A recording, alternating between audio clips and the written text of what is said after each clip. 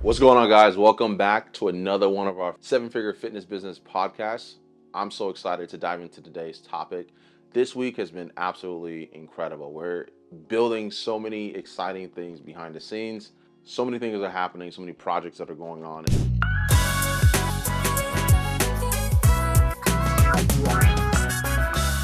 What I wanted to talk about today is the importance of making data-driven decisions.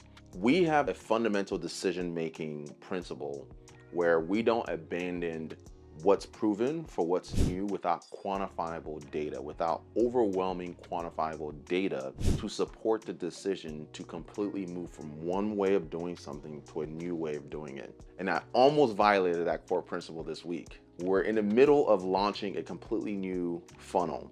So we had built out a funnel, we had our application process, we had our quiz process, we had all these things. And I recorded some new videos that we're going to deploy, and we're essentially going to make a switch to a completely new way of doing something. And I took a pause and I went back to where we're hosting our videos, and we have some deep tracking set up for some of the campaigns that we ran in the past. And I went through some of the numbers, and the video we were getting ready to change was responsible for producing over $100,000 in sales. It had a 67% playthrough rate and a 41% conversion rate, meaning 41% of people who saw that video actually went through, not only booked the call with our sales team, but signed up for a program. And we're getting ready to change the video. I reached out to my head of lead gen. I was like, dude, don't change the damn thing. Stop what you're doing. Don't upload the video. Don't switch the funnel. What we're gonna do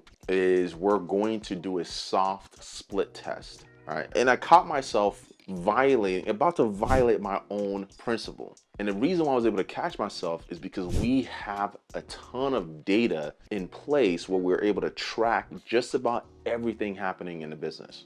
To the point where we looked at one of my webinars, I was able to go in and look at it because I had filmed a new webinar we're about to deploy. I looked at the stats for that webinar and saw that it had about 60% playthrough rate, and 34% of people who saw that webinar paid for a premium program.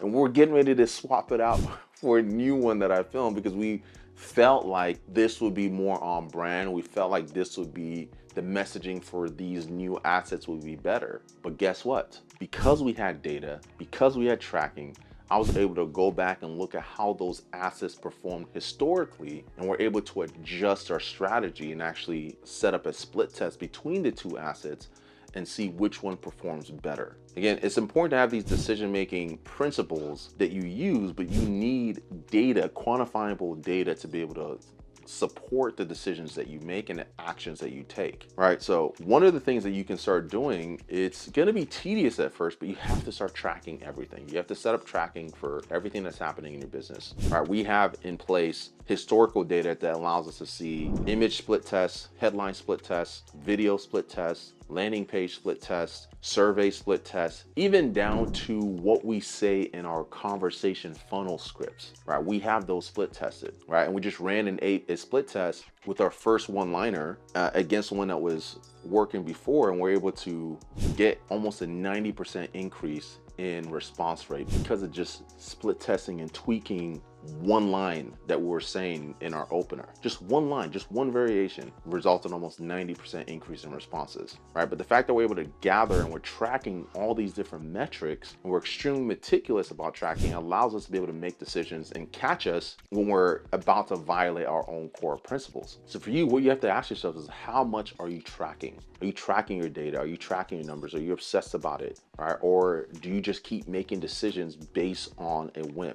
I had a conversation with an entrepreneur earlier this week, and he had made a decision to change his entire acquisition system in terms of targeting when it came to cold traffic. And when I looked at his numbers and I went back to how he was doing it before, yes, he was spending more money. Yes, his lead costs were slightly higher, but he made almost 3 times the revenue using what was proven in his business compared to making 1/4 of the revenue in using a completely new process. And he completely changed because his coach said, like, almost in passing, his coach was like, oh, we've been testing this new thing and it's been working in our business. We're seeing better results from it. And then he just goes ahead, throws caution to the wind, completely changes everything. And now he's struggling converting his cold traffic leads into paying clients. Now, went through and looked at his numbers a little bit deeper, all right? And he had about a 40% conversion rate on the other campaign that had a slightly higher cost.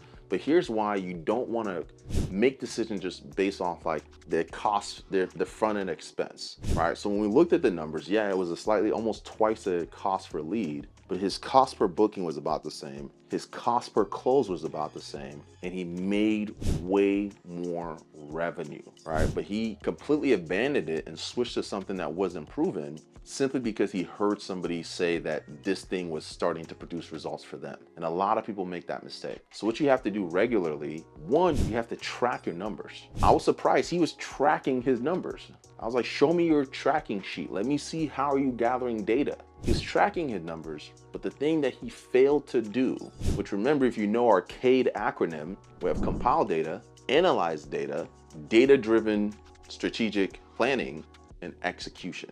Right? He was compiling data, but he failed to even go through and analyze his data before he made a decision. So what you have to get in the habit of doing is flex your analytical muscle, right? A lot of you guys may be tracking your data, but you're not taking time to even review and analyze those metrics to start to develop a depth of knowledge about your business that allows you to make data-driven strategic planning and data-driven execution. But because you're piling data, it means nothing. You can track everything, but if you're not analyzing and studying your numbers, understanding your numbers, and starting to understand the patterns in your own business, you're not ever going to be able to make meaningful decisions that's going to take your business from one level to the next. And I had a call with him, and he was just like confused as to why his business wasn't growing.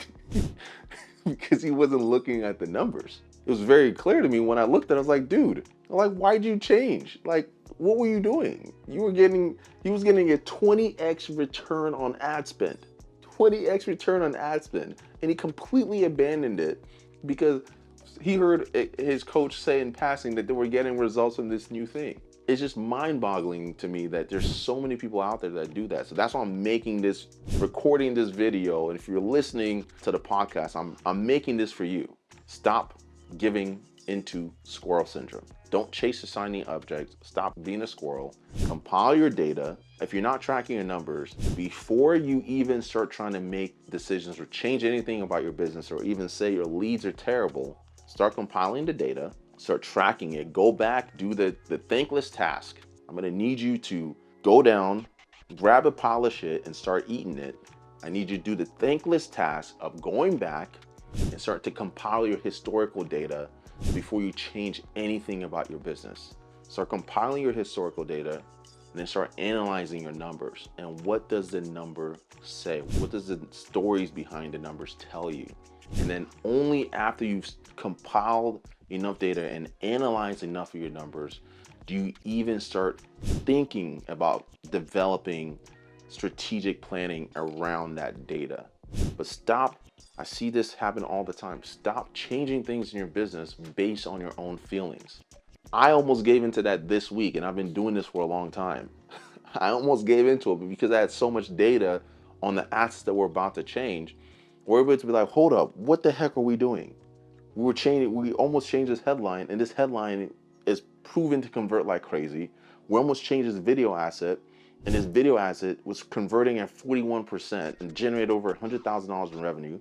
We almost changed this webinar. It's responsible for converting 34% of his viewers into premium high-paying clients. Like, what the actual F are we thinking about doing, right? And a lot of you guys don't even have the data to stop you from making catastrophic decisions like that.